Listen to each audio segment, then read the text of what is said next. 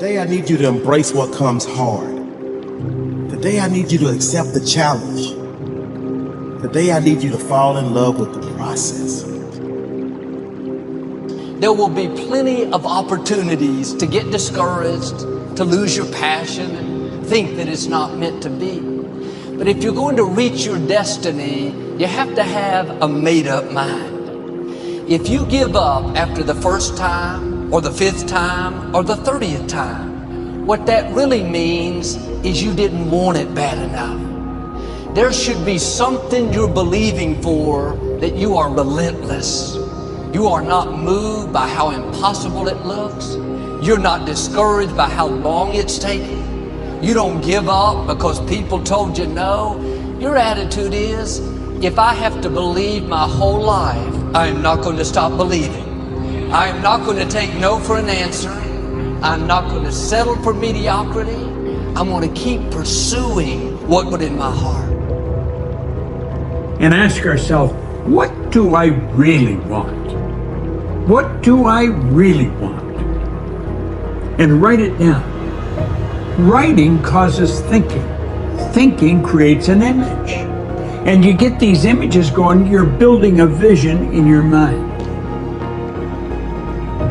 It's the visionaries that's changed the world. Think of them. But what keeps that competitive edge, what keeps you on top, is the ability to think and prepare mentally over and over and over again. The body has limitations, the mind does not. We focus so much on what goes on from the neck down that we forget it all starts from here. Everything starts from there. If you're not mentally ready, you're never really physically prepared. And that's where the preparation starts. What would your life be like as you look toward the future if you decided, I'm not going to allow my peers to stop me? And I'm saying to you, whatever you gotta do it, because if you don't, life is gonna whoop you until you surrender. So when you're young and you make mistakes, don't let them eat you up. Because everybody that done made it, done made them. You got to fail in order to win. Hey, look, man, to understand how to hit the game-winning shot, you got to miss the game-winning shot. You know, you got to be tough because the road to success is always under construction. It's never a clear path to success. The people who become successful are the people who have a relentless attitude. And you just got to hang in there through the bad breaks, because the bad breaks is coming, but they usually come right before the big break is about to happen. You get a series of bad breaks and it stumbles up a lot of people. My life and my success is to say to anyone, you can stumble, you can fall, you can get back up again.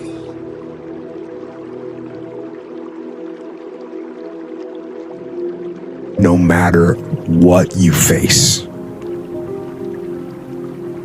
no matter how bad it is going to be, when there is a challenge, and by a challenge I mean anything in life, any challenge, anything that you're facing, the only way to overcome the challenges that you face is to start walking. Take that step every day, no matter what you are facing. Get up and start walking. I have the ability to see the end before the beginning even begins. And what that means is I know that to get to the very end, I can see it right now. So before I went to Butts and I was losing all this weight and shit, I saw myself walking across the stage at 191 pounds. That's where I had to get to get into the door. I saw myself 6 months, a year later, whatever it's going to take me to do it, I saw myself walking across that stage, getting that certificate of graduation from Buds. And I was able to be there at 300 pounds. And that feeling that I was nowhere near that feeling, I was able to put myself there 1,000,000 times every day. And that feeling of like, my God, that is going to feel amazing. That's what made me suffer. That's what allowed the pain to be real and say, this is worth it. I want to feel for this next 18 months. It took me 18 months to finally become a Navy SEAL, to finally, just get through Buds. 18 months. It's 6 months. It took me 18. That's what woke me up every morning was, I'm going to put myself through this much pain and suffering for a few seconds. That's all it is. A few seconds of joy. And it's so worth it, man. I said, people don't get it. So I'm able to put myself at the finish line, even though I have no finish line, but at the finish line of an event before I even start and say, how are you going to feel at the end of this? Visualizing is my biggest tool of life. That's why I've been able to put myself in cold water, put myself in a 100-mile race millions of times before I've done it. And I'm able to go through the race and see how I'm going to feel at mile 50, almost to the exact feeling. Right. So when it comes up, it's no surprise. It's no surprise. I've already done this 1,000,000 times. I recommended the last time I was here the little book, Richest Man in Babylon, and I said I've lectured now to over 3 million people. Guess how many have actually gone and got this little book? Answer, very few. My best guess is 10%. Such an easy thing to do. This little book, number one, is easy to find. Number two, it's easy to buy. The most you can pay for it, $6, $7, $8. You can borrow that from your kids.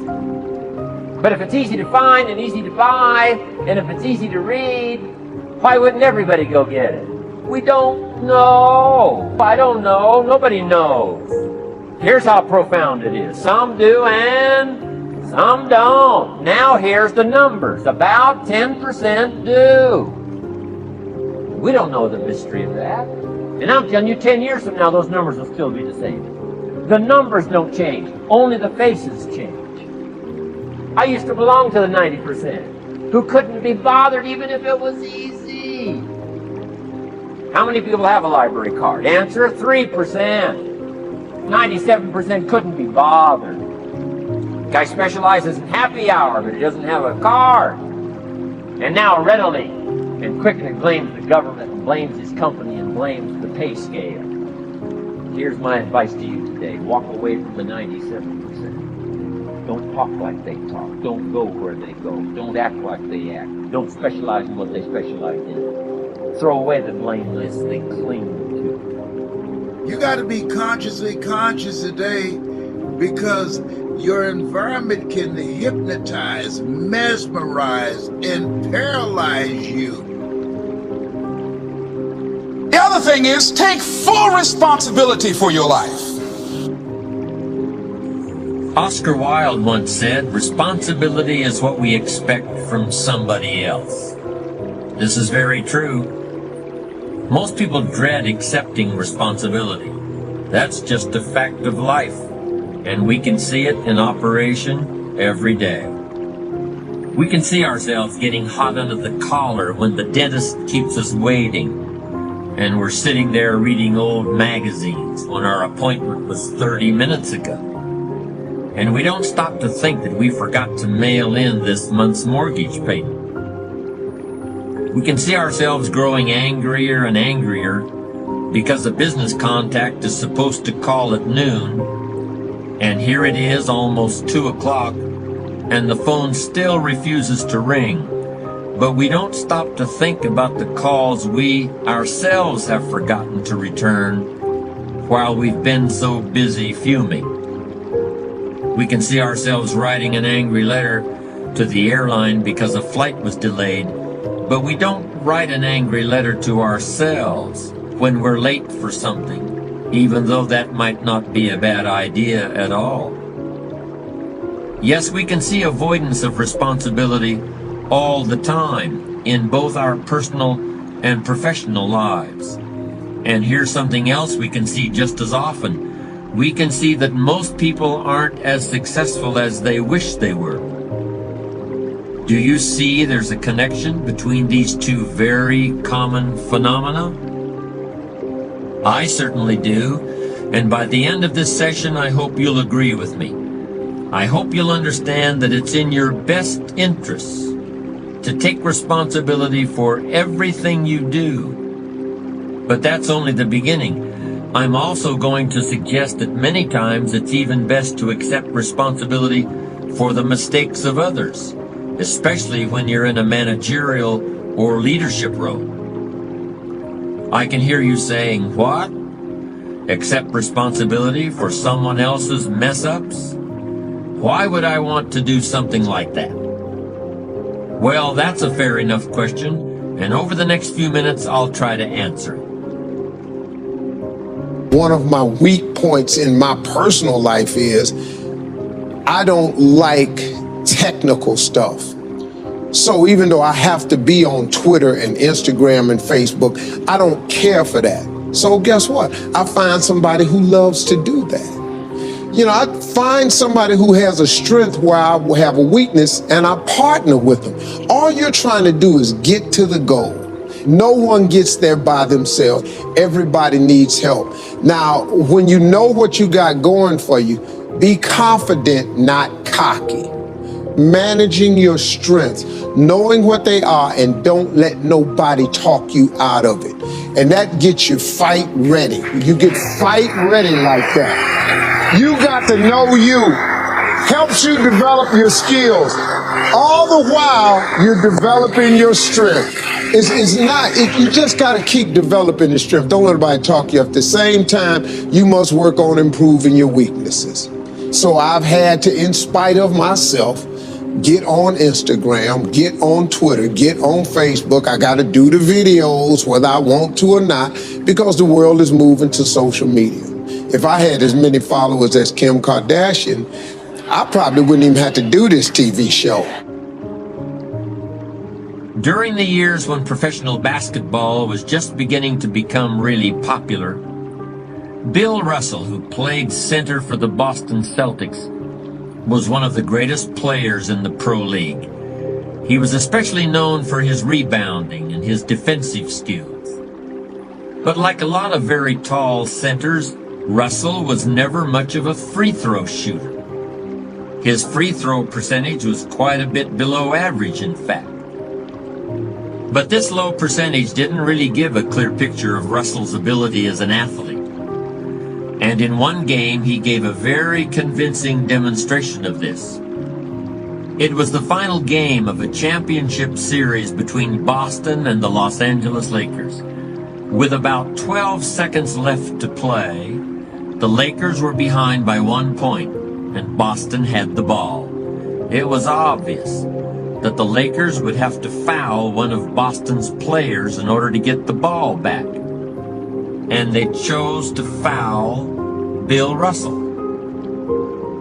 This was a perfectly logical choice, since statistically, Russell was the worst free throw shooter on the court at that moment. If he missed the shot, the Lakers would probably get the ball back, and they'd still have enough time to try to win the game. But if Russell made his first free throw, the Lakers' chances would be seriously diminished. And if he made both shots, the game would essentially be over. Bill Russell had a very peculiar style of shooting free throws. Today, no self-respecting basketball player anywhere in America would attempt it. Aside from the question of whether it's an effective way to shoot a basket, it just looked too ridiculous. Whenever he had to shoot a free throw, the 6'11" Russell would start off holding the ball in both hands about waist high. Then he'd squat down, and as he straightened up, he'd let go of the ball. It looked like he was trying to throw a bucket of dirt over a wall. But regardless of how he looked, as soon as Bill Russell was fouled, He knew the Celtics were going to win the game. He was absolutely certain of it. Because in a situation like this, statistics and percentages mean nothing. There was a much more important factor at work, something that no one has found a way to express in numbers and decimal points. Simply put, Bill Russell was a player who wanted to take responsibility for the success or failure of his team. He wanted the weight on his shoulders in a situation like this. No possibility for excuses, no possibility of blaming anyone else if the game was lost, no second guessing. Bill Russell wanted the ball in his own hands and nobody else's. And like magic, even if he'd missed every free throw he'd ever shot in his life before this, he knew he was going to make this one. And that is exactly what happened. That is what virtually always happens when a man or woman accepts responsibility eagerly and with confidence.